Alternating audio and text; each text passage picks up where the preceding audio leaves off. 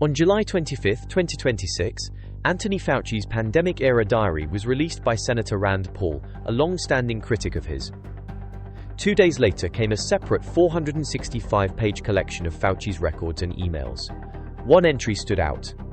On the 31st of January 2020, he recorded that scientists examining the new coronavirus believed mutations around its furin cleavage site could not have occurred naturally. Just 11 weeks later, at the White House, he cited a recent study and said the mutations were totally consistent with a jump of a species from an animal to a human. Did the evidence change, or did the message?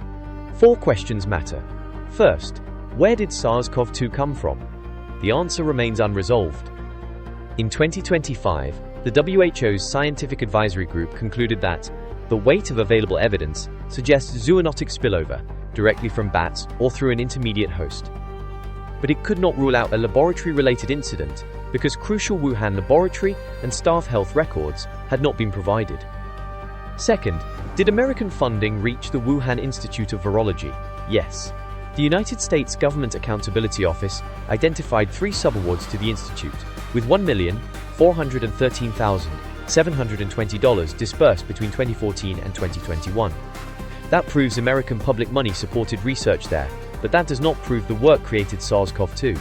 Third, did US-funded research in Wuhan give viruses new or enhanced traits? In 2024, NIH Principal Deputy Director Lawrence Tabak acknowledged, "If you're speaking about the generic term, yes, we did. But NIH did not expect them to create a more dangerous potential pandemic pathogen, so it did not place them in the specially regulated P3CO category." However, EcoHealth was required to alert NIH if viral growth exceeded a preset limit. Its 2018-2019 report arrived almost 2 years late.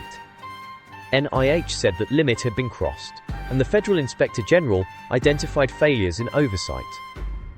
And finally, was Fauci's private position different from his public one? In his 1st of February diary entry, Fauci recorded that most of the scientists discussing the virus's origins considered deliberate insertion possible. Only 2 disagreed. Fauci's response was to convene more scientists. The diary does not prove that he knew the virus came from a laboratory, but it shows he knew that possibility was being considered before his April answer expressed far greater confidence in natural emergence. In 2024, Fauci acknowledged that an accidental laboratory origin was not a conspiracy theory. Fauci did not substantively address the records at the 29th of July hearing. He invoked the Fifth Amendment instead.